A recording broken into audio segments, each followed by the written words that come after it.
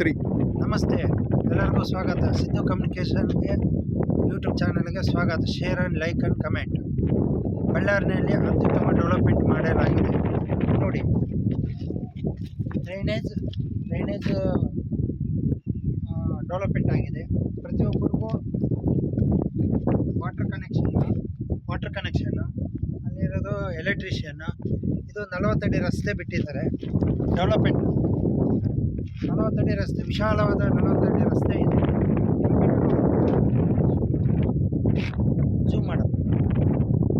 ಅಲ್ಲಿ ಅಮೃತ್ ಕ್ವಾಲಿಟಿ ಅಂತ quality layout ಬಗ್ಲಿಗೆ ನಮ್ಮದು ಪ್ಲಾಟ್ಗಳು ಡೆವಲಪ್ಮೆಂಟ್ ಮಾಡಿದ್ದಾರೆ.